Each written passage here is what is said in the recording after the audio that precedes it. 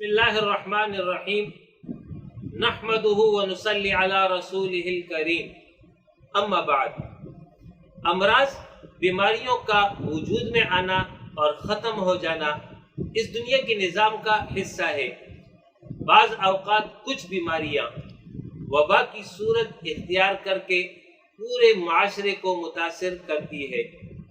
اس وقت corona virus بھی ایک وبا کی شکل اختیار کر چکی ہے اور پوری دنیا کو اس نے لپیٹ میں لے لیا ہے۔ اس حوالے سے کیا احتیاطی تدابیر ہیں اور کیا عملی کام ہے، وہ اختصار کے ساتھ تذکیر کے ساتھ آپ کے سامنے رکھ رہا ہوں۔ اسی موضوع پر اس سے قبل میں تفصیلی گفتگو کر چکا ہوں جو پلٹ آؤ رب کی طرف کے عنوان سے یوٹیوب پر موجود ہے۔ آج صرف تذکیر کے لیے چند باتیں عرض کر رہا ہوں۔ طبی ماہرین نے یہ بتایا ہے کہ یہ نزلہ زکام کی طرح عام وائرل انفیکشن ہے۔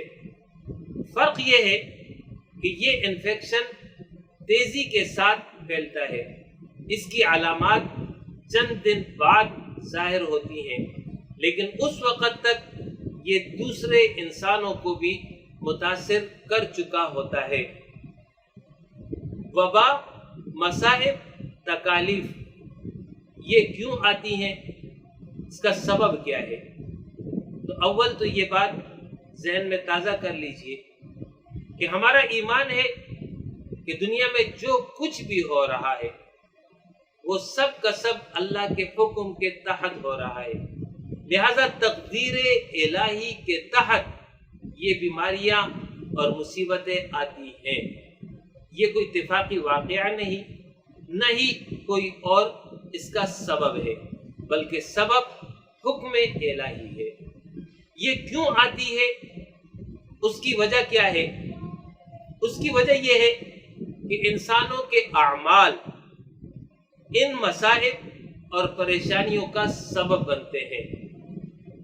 بعض اوقات کسی قوم کو اس کی نافرمانیوں کی کثرت کی وجہ سے سزا دینی مقصود ہوتی ہے تو اس پر وبا اور مصیبت کو عذاب کی شکل میں مسلط کر دیا جاتا ہے۔ بعض اوقات تنبیہ کے طور پر بھی یہ کیفیت طاری ہوتی ہے، اور کبھی اللہ رب العالمین کو آزمائش مقصود ہوتی ہے کہ بندہ اس موقع پر میری طرف رجوع کرتا ہے یا مجھ سے مایوس ہوتا ہے۔ یاد رکھیے، مومن کے حق میں یہ گناہوں کی معافی اور درجات کی بلندی کا سبب ہوتے ہیں۔ حدیث میں ایک مضمون ہے کہ جب مومن بیمار ہوتا ہے، اس کو کوئی تکلیف لاحق ہوتی ہے، تو وہ تکلیف اس کے گناہوں کا کفارہ بن جاتی ہے اور آئندہ کے لیے اسے یاد دہانی ہو جاتی ہے۔ اور جب منافق شخص بیمار ہوتا ہے اور اس کی وہ تکلیف دور ہو جاتی ہے تو وہ اس اونٹ کی طرح ہوتا ہے جسے اس کے مالک نے پہلے باندھا اور پھر چھوڑ دیا، اور اسے یہ پتہ ہی نہیں چلتا کہ اسے باندھا کیوں اور چھوڑ کیوں دیا گیا۔ اس صورتحال میں کرنے کے کام کیا ہیں، وہ میں اختصار کے ساتھ آپ کے سامنے بیان کر رہا ہوں۔ نمبر 1، رجوع اللہ، اللہ کی طرف پلٹنا، توبہ، استغفار، دعا اور اعمال صالحہ کا اہتمام کرنا، قرآن مجید کی تلاوت کرنا۔ یہ وبا تقریباً 3-4 مہینوں سے پاکستان میں موجود ہے، اور اس سے قبل پوری دنیا میں یہ وبا پھیلتی چلی جا رہی تھی۔ لہٰذا اتنے عرصے کے بعد بھی جب یہ کیفیت ہے تو ہمیں رجوع اللہ میں زیادہ اہتمام کرنا چاہیے۔ نمازوں کی پابندی ہو، اعمال صالحہ کا بھرپور اہتمام ہو، گناہوں سے اجتناب ہو، توبہ اور استغفار اور دعا کے ذریعے اپنے رب سے تعلق قائم کیا جائے۔ دوسرا کام مسنون دعاؤں کا اہتمام ہے۔ آیت کریمہ کا ورد ہے، لا الہ الا انت سبحانک انی کنت من الظالمین، اس کو کثرت سے پڑھتے رہے۔ صبح یہ دعا پڑھے، بسم اللہ الذی لا یضر مع اسمہ شیء فی الارض ولا فی السماء وهو السمیع العلیم، 3 مرتبہ صبح اور 3 مرتبہ یہی دعا شام کو عصر کے بعد پڑھنا چاہیے۔ اسی طریقے سے اللہم عافنی فی بدنی، اللہم عافنی فی بصری، اللہم عافنی فی سمعی، لا الہ الا انت، اس دعا کو 3 مرتبہ صبح اور 3 مرتبہ شام، اللہم عافنی فی بدنی، اللہم عافنی فی سمعی، اللہم عافنی فی بصری، لا الہ الا انت۔ اسی طریقے سے اللہم انی اعوذ بک من البرس والجنون والجذام ومن سیء الاسقام، یہ دعا عربی زبان میں اذکار مسنونہ ہے۔ اگر یہ یاد نہ ہو اس کا ترجمہ، اور اگر یہ ترجمہ بھی یاد نہ رہے تو اپنے زبان میں اللہ رب العالمین سے معافی طلب کرے، بخشش طلب کرے، اس کی رحمت طلب کرے، تب بھی جو ہے یہ کافی ہے۔ تیسرا کام صدقے کا اہتمام ہو۔ حدیث میں مضمون ہے کہ صدقہ اللہ رب العالمین کے غضب کو ٹھنڈا کرتا ہے اور بری موت سے بچاتا ہے، لہذا صدقات کا اہتمام ہو، خواہ وہ نقد رقم کی شکل میں ہو، اجناس کی شکل میں ہو، بیمار کو دوا دینے کی شکل میں ہو، یا کسی اور مصیبت زدہ کی مصیبت کو دور کر دینے کی کوئی بھی شکل ہو، یہ سب کا سب صدقہ ہے۔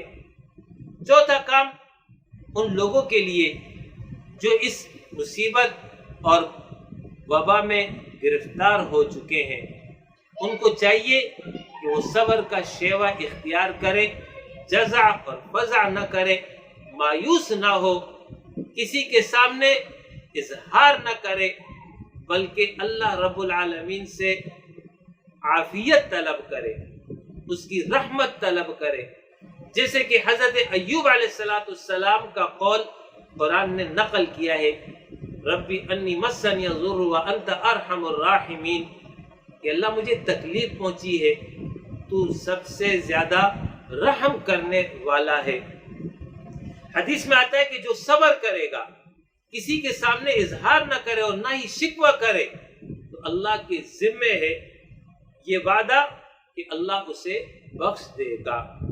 5واں کام احتیاطی تدابیر کا اہتمام کیا جائے۔ جو طبی ماہرین نے اور معالجین نے اس حوالے سے جو رہنمائی کی ہے، اس کا بھرپور اہتمام ہو، صفائی ستھرائی پاکیزگی کا اہتمام ہو، ہمیشہ باوضو رہے، انشاءاللہ اجر بھی ملے گا، برکت بھی حاصل ہوگی اور جراثیم سے محفوظ بھی رہیں گے۔ ہجوم والے مقامات سے اجتناب کریں، اسی طرح ایسی جگہ نہ جائے جہاں یہ مرض موجود ہو، اور اگر آپ ایسے علاقے میں پہلے سے موجود ہیں جہاں پر یہ مرض موجود ہے، تو پھر اس علاقے سے نہ نکلیں، بلکہ صبر کے ساتھ وہیں پر رہیں۔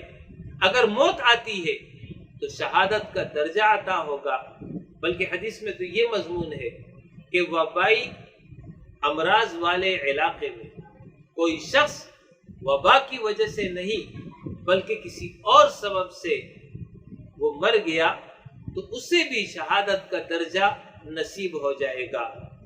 لہذا تمام احتیاطی تدابیر اختیار کی جائے، اور یہ بات بھی سمجھ لیجئے کہ یہ وبا جو گزشتہ 5-6 مہینوں سے موجود ہے، اس کی کوئی دوا ابھی تک دریافت نہیں ہوئی۔